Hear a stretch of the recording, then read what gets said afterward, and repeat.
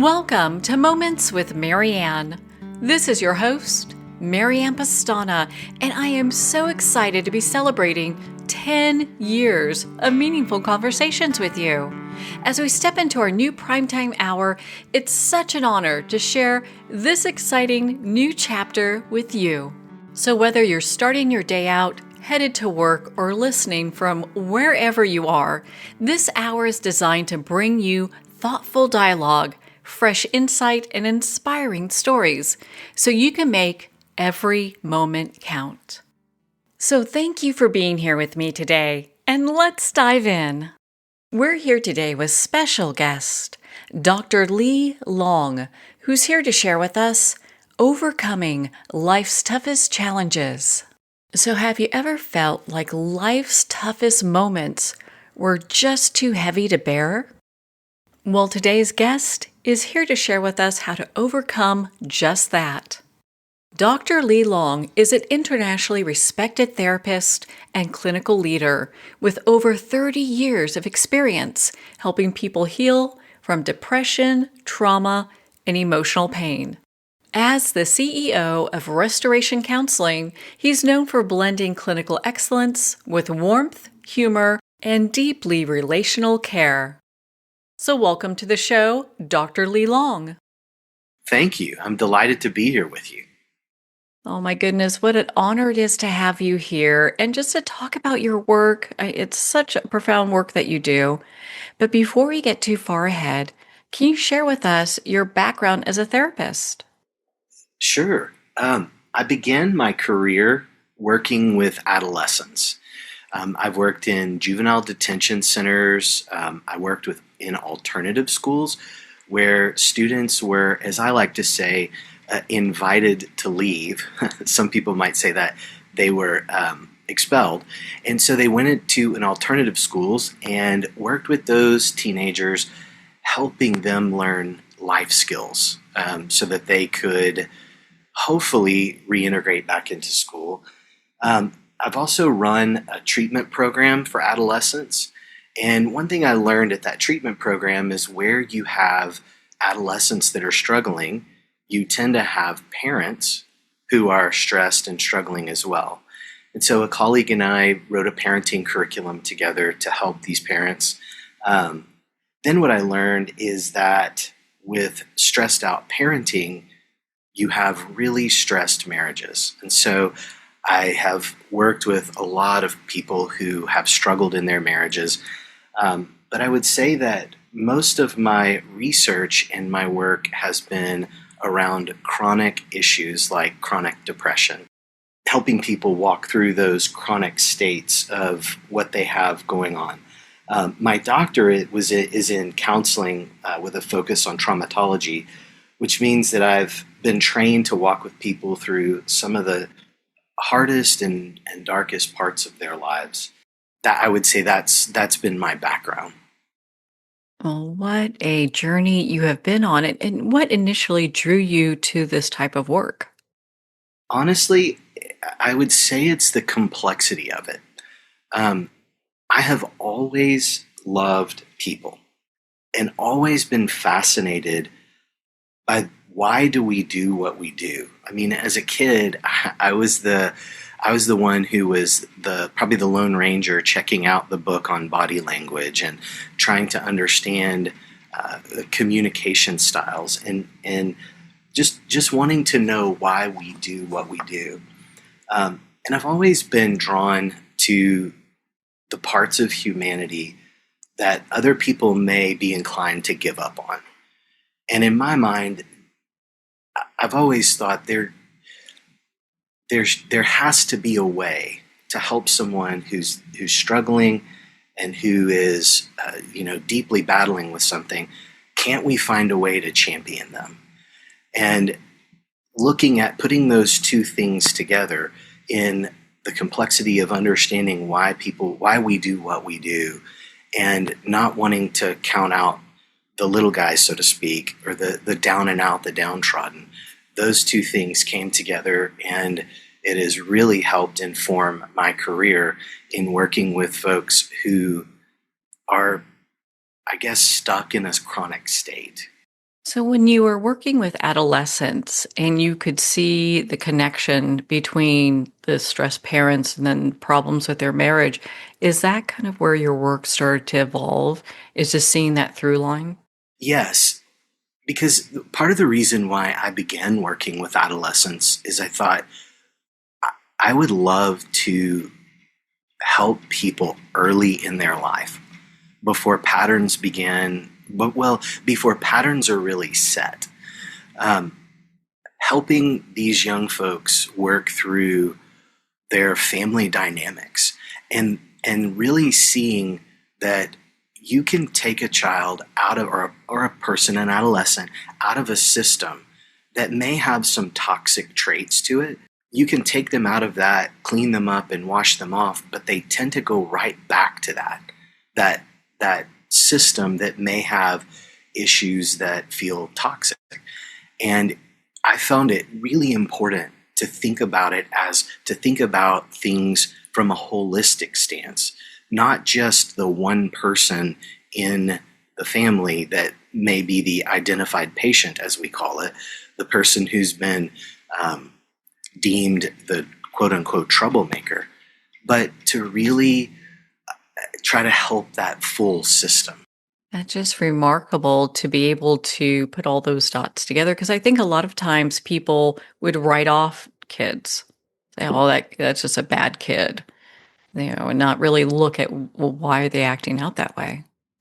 I saw that a lot. And that was really a bothersome idea to me because, again, I don't think that anyone should ever be written off. I think that my desire is to find a way to help the person who feels like they cannot be helped, to have hope, to bring hope, but really more importantly, for them to find hope within themselves. It's such a big piece, and I'm sure you've impacted so many lives by really addressing the root causes of these issues. I sure hope so. That has sure been my goal and my deepest desire through all of this is that we could have clarity in the world. We could have clarity for these adolescents. We could have clarity for these parents, clarity in marriages, and clarity in the things that we struggle with individually. So, how do you support people who come to you during their most challenging times in their lives? I would say that the first is with presence. And what I mean by that is that I want to show up in the room with them. The skill is something that I think comes second. Um, I don't. We don't want to try to fix people. We want to try to understand them. Um, One thing I've learned is that when someone is in their darkest moment, expertise alone is not necessarily what they're looking for. They simply want to be understood and know that someone is going to be by their side, so to speak. And what I have seen is once people feel genuinely met, then the work can begin. And that work is practical. Um, I want people to leave my office with something that they can really use, something that they can really sink their teeth into, so to speak. A framework, a question, a skill, not just insights, but real tools that will help them walk through the struggles that they experience. Um, I believe that insight without action doesn't necessarily change a life. And honestly, Marianne, for me, it's about preparing the person for the world versus preparing the world for the person. Oh, I love that. I love that. And so, to kind of dovetail with this, what are some of the most common struggles that you see people bring to you in your practice today? Honestly, um, I think that isolation, loneliness, depression is a big one. There's a lot of anxiety in our world right now. I feel like we are more isolated than ever. And we live in a world that feels super connected because we have, all of the social media. Not that social media is bad. I don't think that it is. I think it's a tool. But we have this appearance of being really connected, but in reality, we're really isolated. I don't see people feeling known by others, known to themselves. And I that's the majority of what I'm seeing is just a lot of heaviness. So, how do you help them navigate through that? Because I'm sure that with people coming in with like isolation and this just sense of heaviness, I mean, it seems like we live in a pretty heavy world. We do. We do. My first step in walking with people is making sure that they understand that I am present with them, meaning that they can connect to me, offering them a healthy, appropriate, professional relationship, and them knowing they're not alone. I think that that is just so important. And then, as a therapist, with the people that you work with and the work that you do, what is your biggest passion? I would say that my biggest passion is helping people understand, to learn who they are so that they're able to connect with others in a very meaningful way. Um, my my biggest passion right now is a movement that I'm building around a single question. And that question is, where am I in this? And the reason that I'm passionate about it is because I've watched it change everything in my office. Um, when someone shifts from asking, why is everyone doing this to me, to asking, where am I in this situation? How am I showing up? The room changes. Their face changes, their countenance changes. And there's immediate power that returns to their life, to their relationships. And my hope is that this simple question can expand outside of the therapy office, into the world, like in marriages, workplaces, parent-child relationships.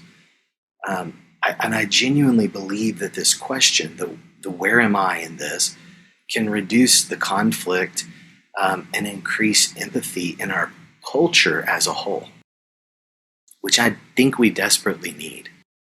What a just phenomenal philosophy to have. I think it shifts the script when we ask that question.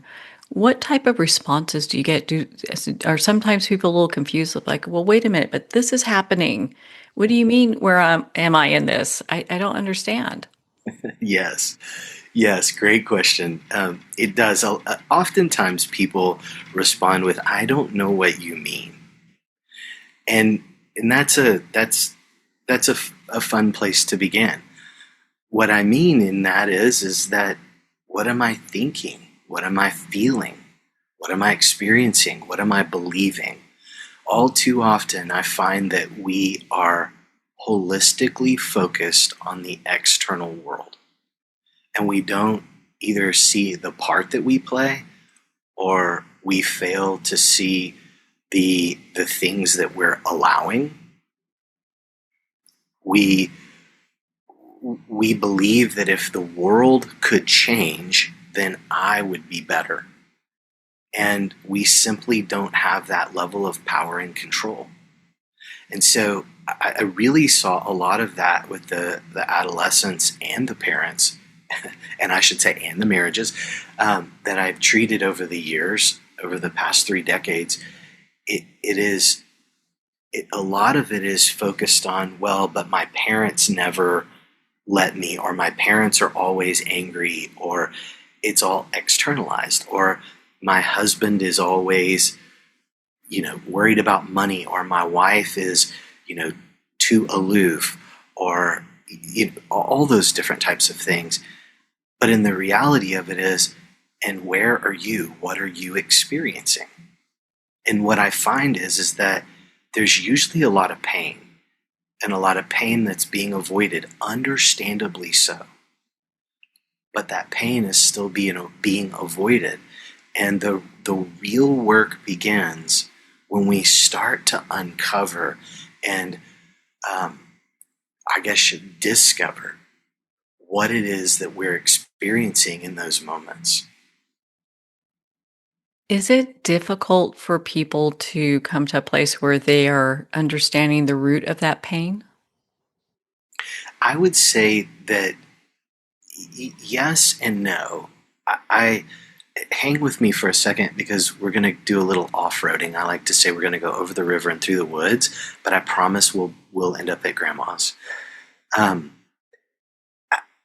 I look at it like this analogy.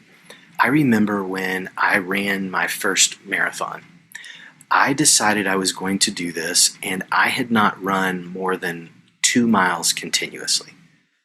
So I knew that the delta between where I was to where I wanted to be was pretty large. I had friends who had run longer distances, 10Ks, half marathons. Their delta was a lot shorter to get to that start line. Now, circling back, I would say that there are some people, figuratively speaking, are a lot like the guy, myself, who had only run a couple of miles. They only are aware of little bits and pieces of what's going on inside of them.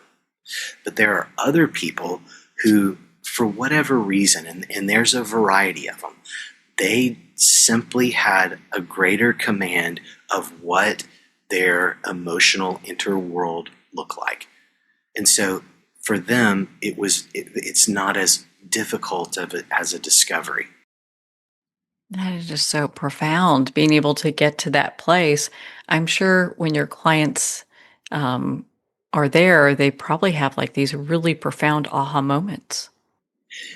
They do. And what's interesting about those profound moments is for the first time, often for the first time, they're both, it's both painful because they recognize, oh my gosh, I'm feeling overlooked.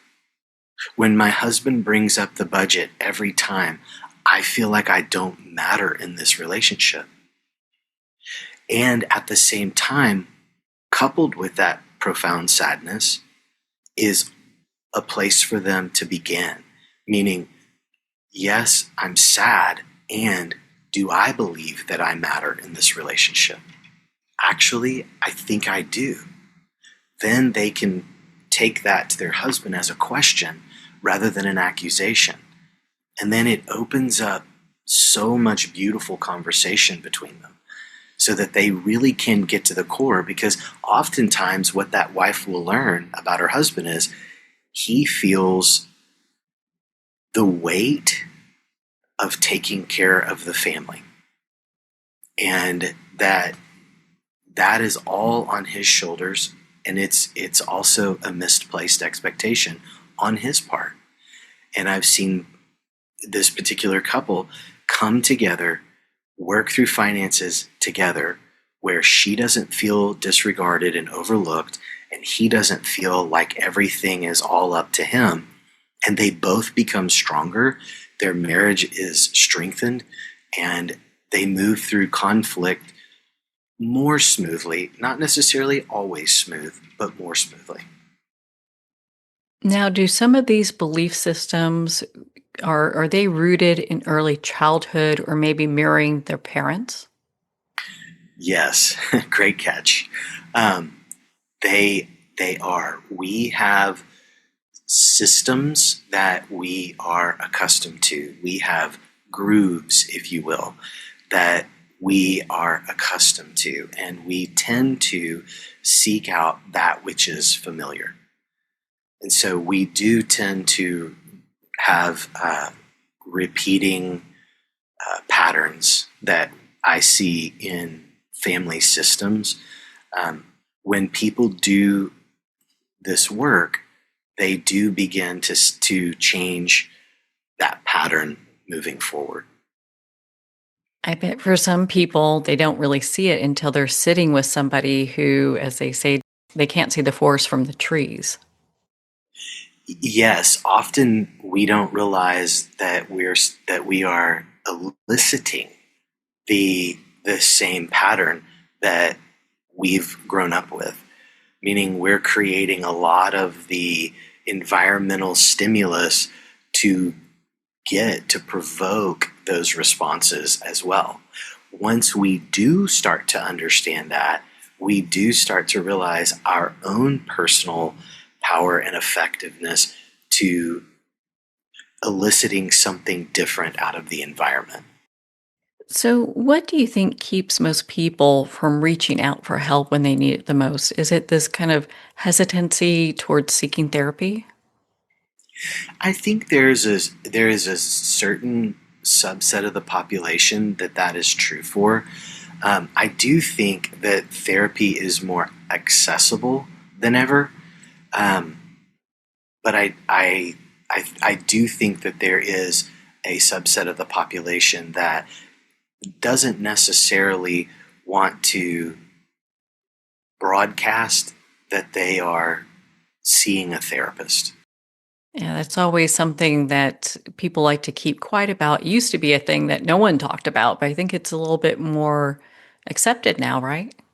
I think that's true. And I think the younger generations um, do see therapy as something that is more about self actualizing, as opposed to you only see a therapist when you have something that is really, really horrible going on. Yeah, like some major, like you're broken. I think people used to look at it like, oh, there's something seriously wrong with you if you see a therapist, as opposed to you're trying to make yourself better. Right, right. And I do think that we are moving into a mindset where therapy is being looked at more from the perspective of, hey, this is somebody who can help you gain a better perspective of you or help you grow in ways, like you said, where there's blind spots, um, where it's not all serious, heavy psychiatric issues. So I want to circle back around to the question that you work with that's part of your philosophy with your practice is where am I in this? Mhm.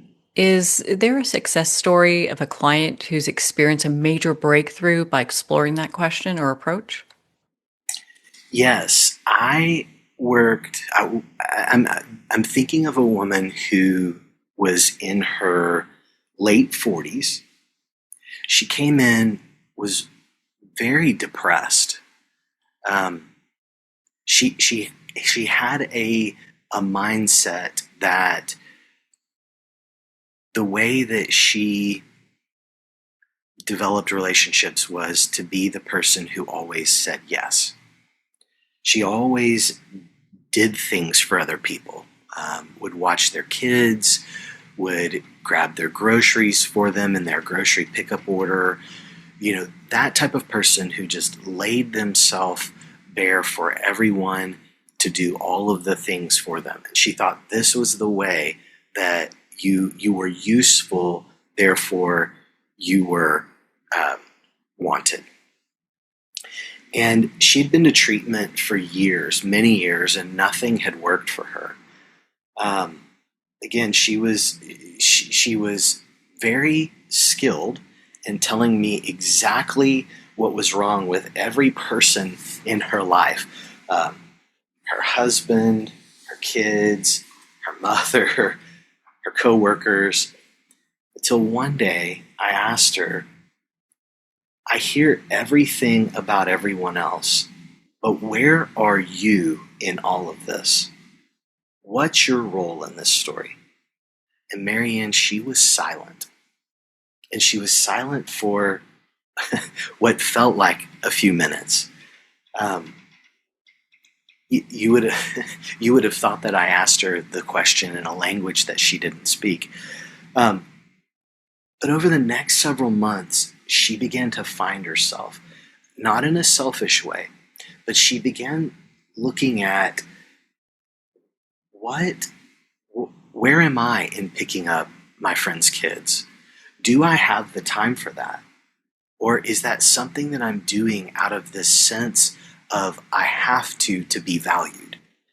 Because, her family would suffer as a result of her doing all these favors for other people. So what happened was she stopped being the main character in everybody else's story, and she started showing up in her story. And her depression lifted honestly, for the very first time in about 15 years. And her marriage improved. And what was so interesting was she said to me, I didn't know I was home. I didn't notice that I wasn't living in my own home until you helped me find my way back. And that question really helped ground me into exactly where I am. When I say yes to something, I have to stop and ask, where am I in this? Do I have the bandwidth to do this? Again, it's not a selfish endeavor. It is an endeavor of self-care, self-awareness. That is just remarkable to have that realization, because how many people, and I know quite a few of them, that it's like their whole purpose is to help others, but they do it at their own expense. They run themselves ragged. They're doing so much, for everybody. That's so true. I often liken it to, what happens to abandoned buildings.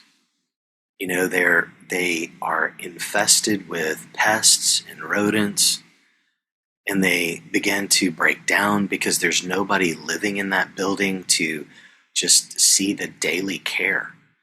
And I often use that as an analogy that this type of person is not living in their own building. They're worried about everybody else's and making sure the lawn is manicured for everyone else while their building is going into disrepair.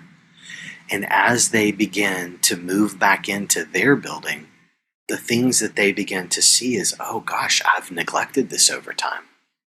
But the painful thing is when they walk back in for the first time, is evaluating everything in its disrepair. And then saying, okay, now I understand the work. It's not to get someone else to do these things I want them to do. It's to move back into my own sense of self and begin to take care of me in a very healthy way. And I will say that there are times where people will ask me, especially as it relates to this question, don't you think that this is making people more self-focused and even, dare I say, pressing towards narcissism? And my response is a wholehearted no, it's not. The whole idea of being self-focused is typically understood that I am focused on how the environment can make me feel good. That's that selfish focus. I want you to do these things for me. I want you to make me feel good about what's going on here. That is a selfish focus. But a self-care focus is, what is going on here in this environment? Where am I? What am I thinking? What am I feeling, believing, experiencing? And what do I need to do with what I'm experiencing, thinking, feeling, and believing? Then I don't put that on someone else to then care for me. And so narcissism is, it's the I have no sense of self, and it's typically has come from a very, very deep wounding early in life. And there have been defenses that have been built to protect that really, really difficult wound. And so what I'm looking for is I'm looking for the environment in the biggest, most grandiose way to tell me how great I am. And that's where I think this is absolutely nowhere near creating narcissism or self-centeredness. It's simply creating a self-awareness that then opens us to the idea of how to interact with other people wholeheartedly. So, when someone makes this massive shift where they are also focused on their own well being and their own self care, how does that shift the relationships that they're in? Do some fall away and some get stronger? Yes, very profound. Yes.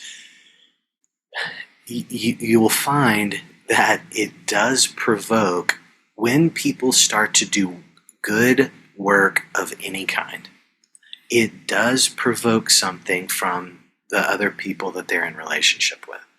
Sometimes it opens up relationships, and I've had people report that their friends have said, "Oh my gosh, I love that you're setting these healthy boundaries. I feel like I know you better. I feel like you're someone that I can connect to now. It feels safer." And there's other people in their lives where they say, "I don't like this new version of you.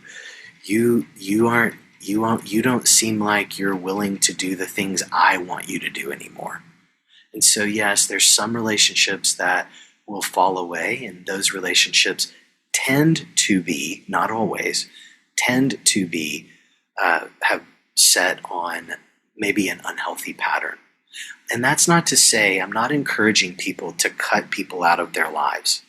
What I'm encouraging you to do is to know where your boundaries are in the moment so that you can ebb and flow in each moment.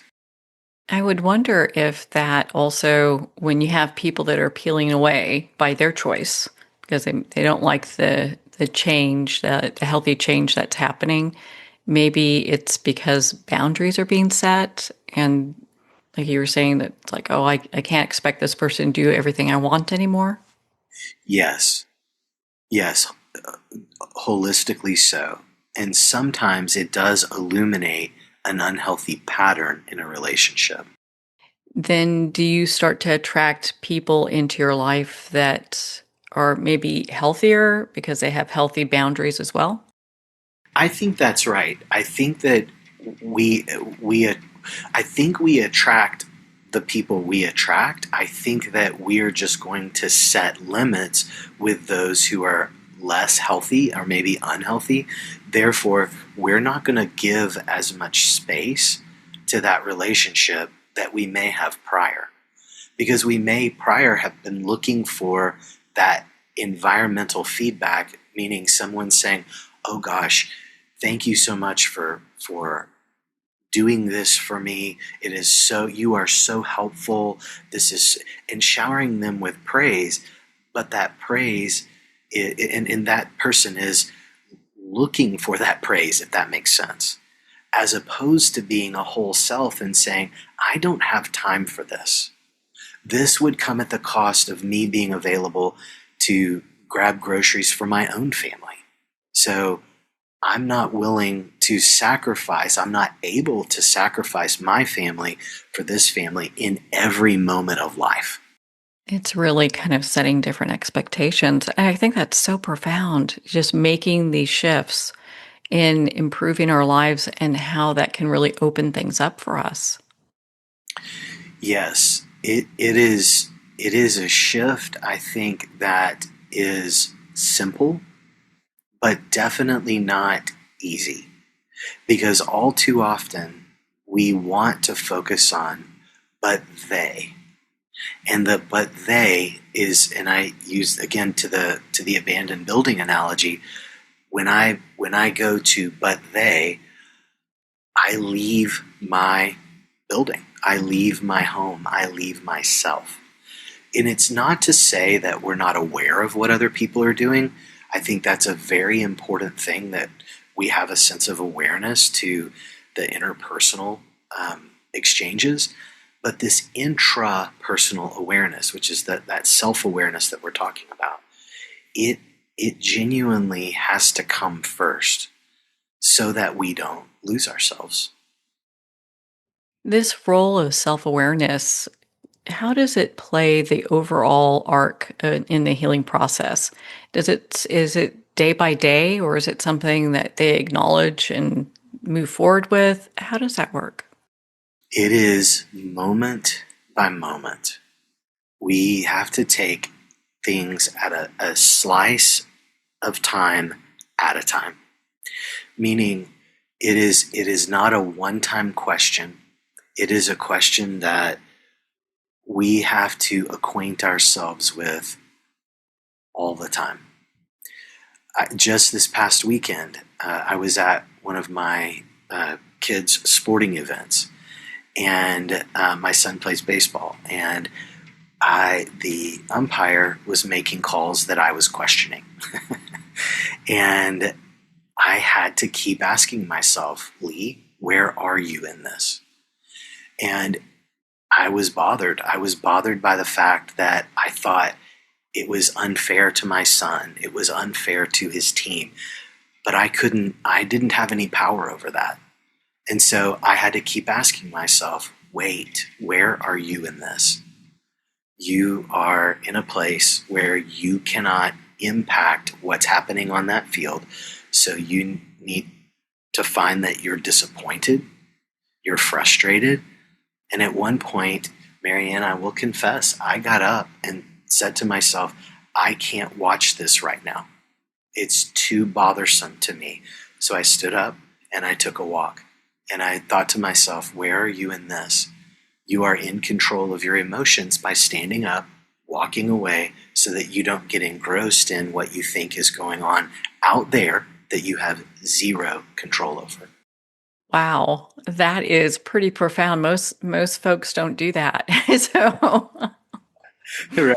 Most of us want to lose our minds at the umpire or lose our minds at the ref. And I understand that.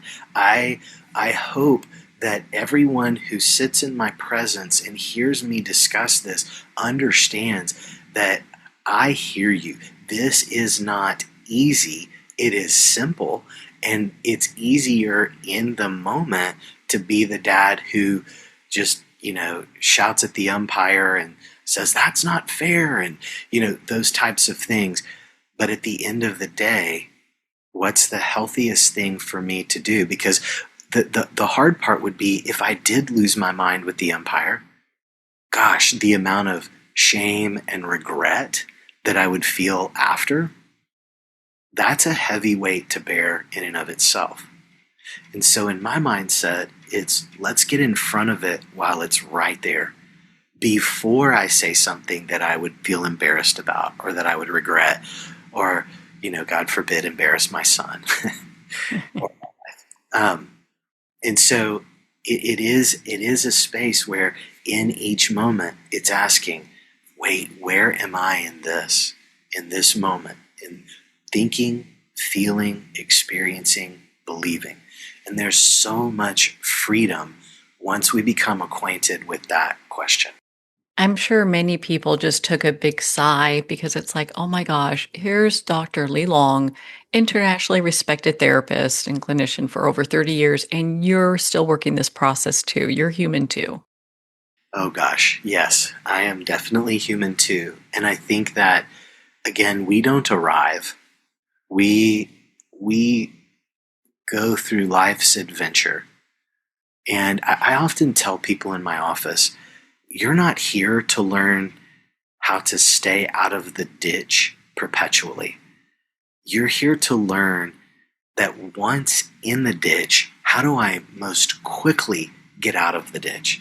And yes, maybe we'll get to where we swerve a little bit less, and maybe we'll stay mostly out of the ditch. But we all are going to have things that are struggles. We are all going to have things that have a tendency to overwhelm us and overwhelm us emotionally. And I think it's coming back to you, being grounded in yourself so that you have the wherewithal to then move through whatever the situation is. So, for our listeners that might be feeling stuck or unmotivated or depressed, How would you guide them through that?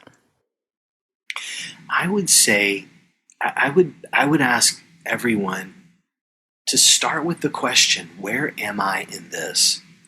Not to blame yourself, not to criticize yourself, not to be judgmental.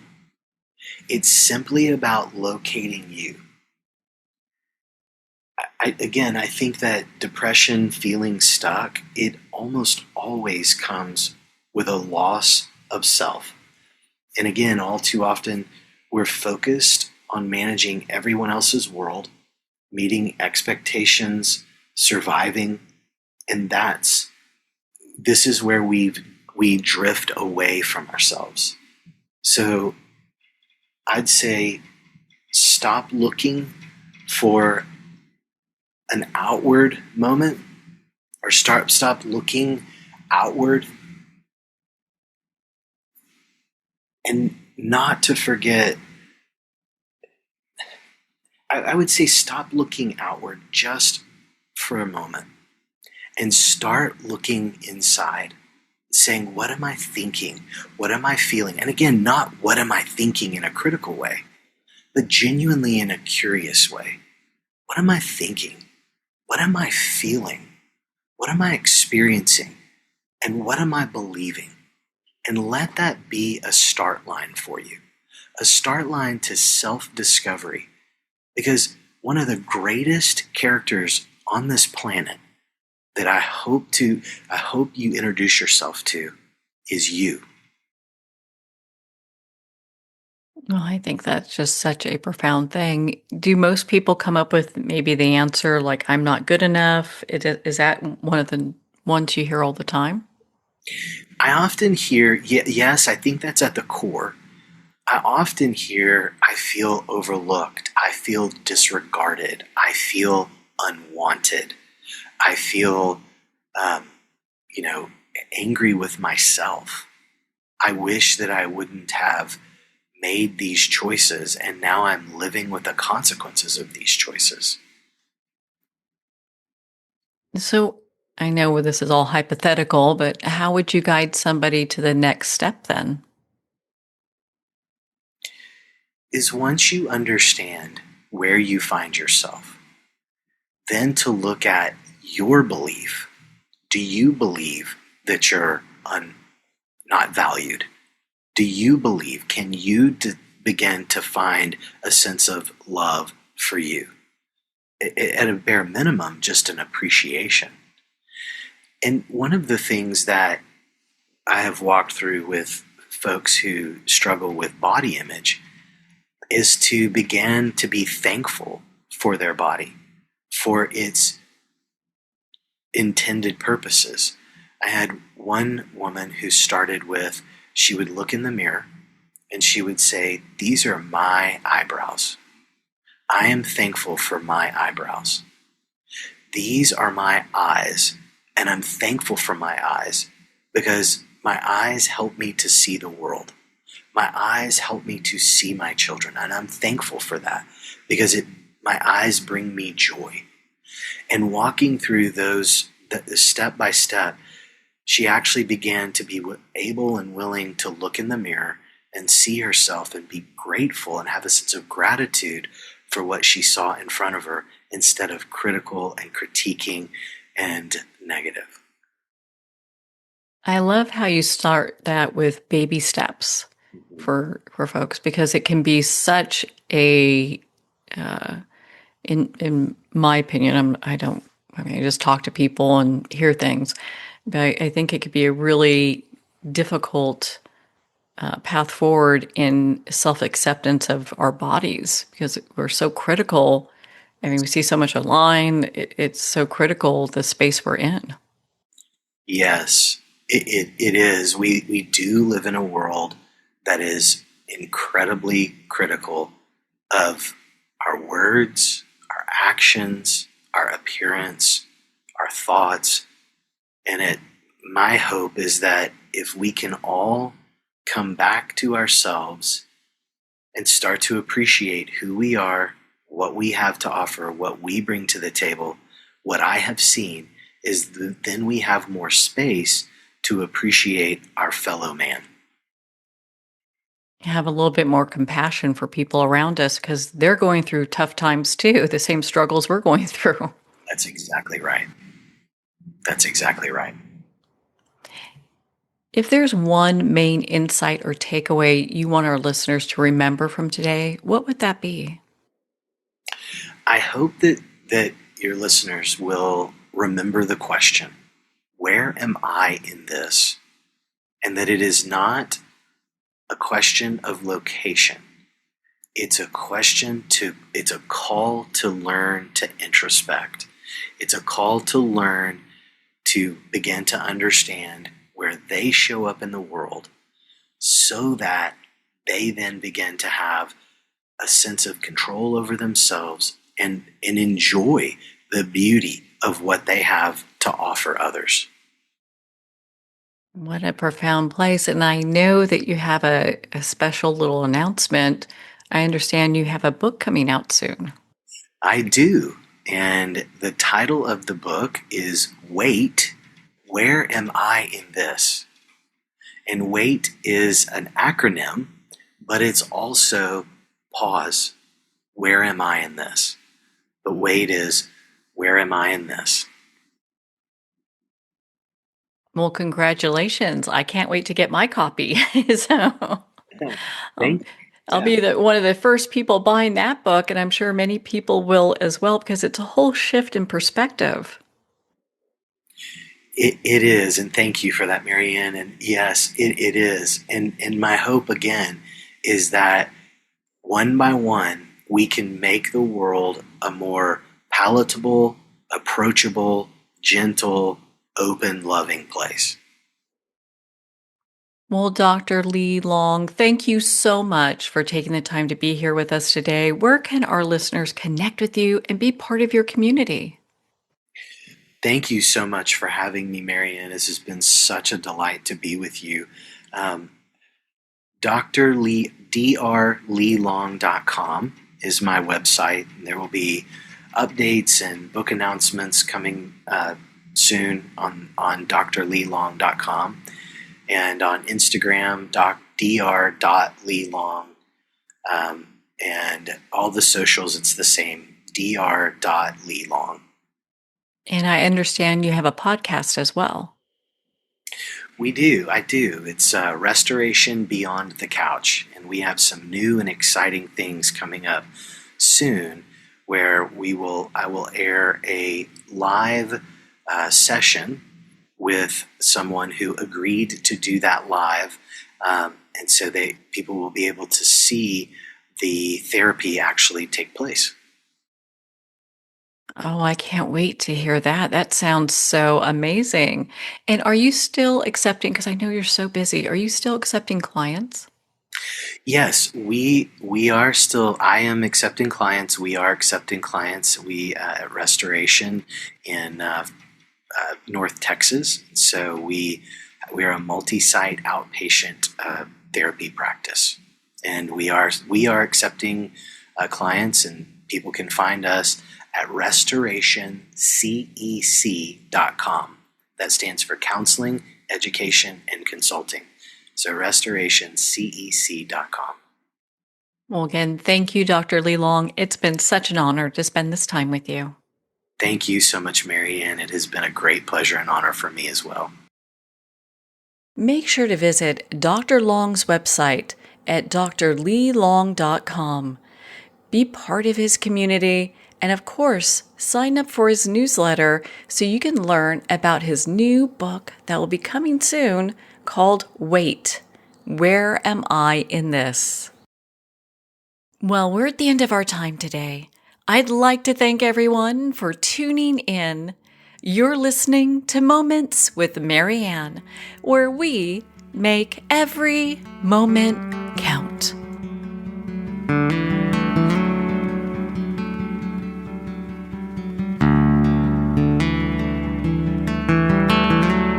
In a single moment, your life can change. Moments with Marianne is a transformative hour that covers an endless array of topics with the best of the best. Her guests are leaders in their fields, ranging from inspirational authors, top industry leaders, and business and spiritual entrepreneurs. Each guest is gifted and a true visionary, a recognized leader in her own work, and while teaching others to develop, refocus, and grow, Marianne will bring the best guest and sometimes a special surprise. Don't miss this. You never know just which moment will change your life forever. Make sure to tune in and visit momentswithmarianne.com for more information.